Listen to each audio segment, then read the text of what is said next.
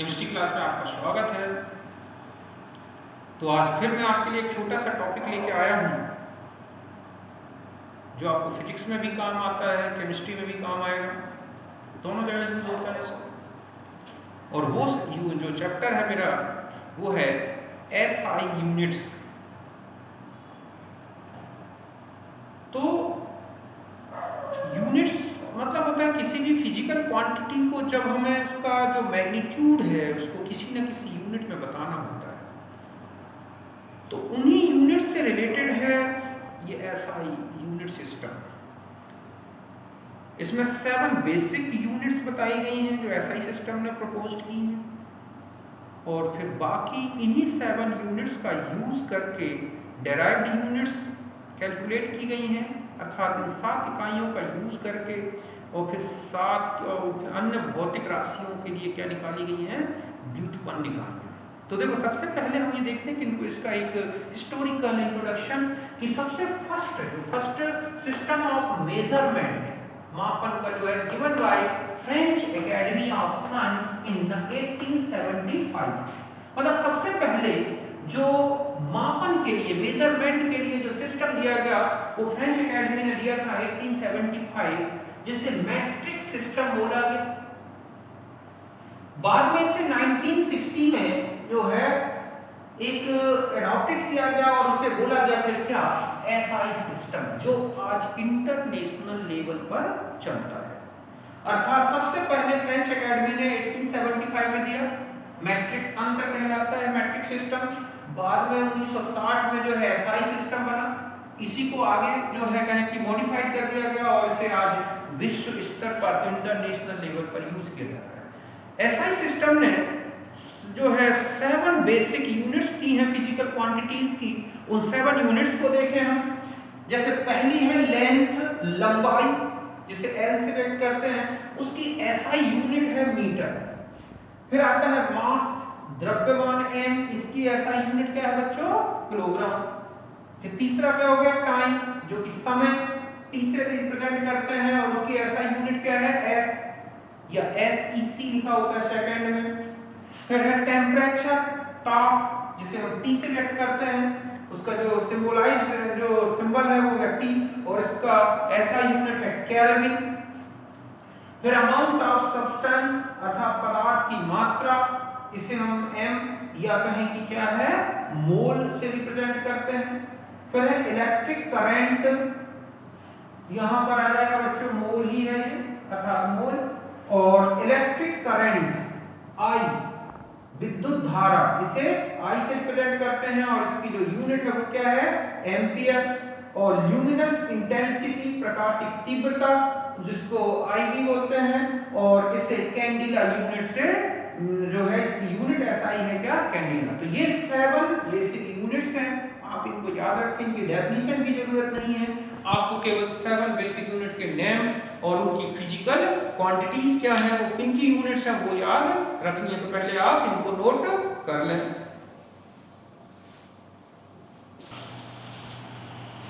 अब मैं बताता हूं आपको डेराइव्ड यूनिट्स, व्युत्पन्न इकाइयां। अब क्या हुआ कि जितनी भी फिजिकल क्वांटिटीज हैं उनको केवल 7 बेसिक यूनिट से नहीं रिप्रेजेंट किया जा सकता, उनको हम केवल 7 मूल इकाइयों द्वारा व्यक्त नहीं कर सकते। तो इसमें फिर क्या किया गया कि इन्हीं 7 बेसिक यूनिट का यूज करके और जो भी फिजिकल क्वांटिटी है उनकी जो डायमेंशन है अर्थात उनकी जो विमाएं हैं उनका यूज करके और फिर ऐसा यूनिट्स डेराइव की गई हैं जिन्हें बोलते हैं डेराइव्ड यूनिट, अर्थात यूनिट्स ऑफ फिजिकल क्वांटिटीज, जो ऑल फिजिकल क्वांटिटीज हैं डेराइव्ड फ्रॉम बेसिक यूनिट, जो कि आपके पास 7 है, ठीक है, by use of dimension of physical quantity. अर्थात 7 मूल इकाइयों से अन्य भौतिक राशियों की ऐसा इकाइयां व्युत्पन्न की गई हैं जिन्हें हम क्या बोलते हैं, व्युत्पन्न इकाइयां। देखो कैसे, जैसे एरिया है क्षेत्रफल, तो लेंथ इनटू विड्थ, अर्थात लंबाई गुणा चौड़ाई, चाहे वो लंबाई हो या चौड़ाई हो, हम किसे मीटर से करते हैं, तो मीटर क्या हो गई, स्क्वायर। ठीक इसी तरह से वॉल्यूम है आयतन, तो आयतन क्या होता है, लेंथ विड्थ इनटू हाइट। तो ये लेंथ ये भी मीटर में रिप्रेजेंट करते हैं, इसकी भी यूनिट मीटर है, और हाइट की भी यूनिट अर्थात लंबाई गुणा चौड़ाई गुणा ऊंचाई। तो चाहे लंबाई चौड़ाई ऊंचाई है तो ये सब एक ही मैग्नीट्यूड वाली, तो इस तरह से मीटर मीटर मीटर तो क्या हो गए मीटर क्यूब। ठीक इसी तरह से स्पीड चाल है, तो डिस्टेंस अपॉन टाइम अर्थात दूरी बटा समय, चूंकि डिस्टेंस लंबाई चौड़ाई ऊंचाई उसी तरह से है तो मीटर में हो गई, और समय किसमें हो गया सेकंड में, तो क्या बन गया मीटर सेकंड इनवर्स। फिर हम आते हैं एक्सीलरेशन अर्थात त्वरण।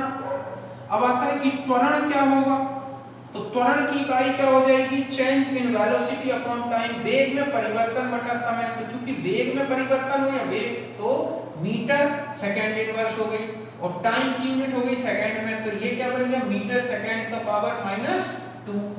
तो इस तरह से त्वरण की इकाई आ गई, ये एक्सीलरेशन की। फिर आता है फोर्स बल, तो मास इनटू एक्सीलरेशन, द्रव्यमान गुणा त्वरण। तो द्रव्यमान किसमें हो गया बच्चों किलोग्राम में, और आपका त्वरण है आपने देखा ये हो जाएगा मीटर सेकंड -2, इसे बोलते हैं क्या न्यूटन। मतलब इतनी वैल्यू को हम न्यूटन से रिप्रेजेंट करते हैं, तो इसका मतलब है कि फोर्स की यूनिट क्या हो गई न्यूटन। ठीक इसी तरह से और देखो, अगर हम फोर्स के बारे में आ जाए या हम प्रेशर के बारे में, तो प्रेशर क्या होता है फोर्स पर यूनिट एरिया। तो फोर्स की यूनिट क्या हो जाएगी न्यूटन, एरिया क्या हो गया स्क्वायर, तो हो गया न्यूटन मीटर, या हम इसी को और ऐसा भी लिख सकते हैं, न्यूटन क्या है हमारे पास किलोग्राम, ये क्या हो गया मीटर, ये क्या है सेकंड -2 अपॉन में मीटर क्या हो गया स्क्वायर हो गया किलोग्राम मीटर इनवर्स, और ये हो गया इसकी जगह फोर्स पे जो है आपने देखा कि ये जो न्यूटन मीटर का इनवर्स है इसे पास्कल भी बोलते हैं अर्थात पीए। तो इस तरह से प्रेशर दाब की जो इकाई है, दाब बराबर हो गया बल बटा क्षेत्रफल अर्थात न्यूटन ये है, तो ये पास्कल है, पास्कल इक्वल कितना भी होता है अर्थात ये है पास्कल के बराबर। तो इस तरह से आपने देखा प्रेशर की इकाई आ गई, तो आप इसे नोट कर लें।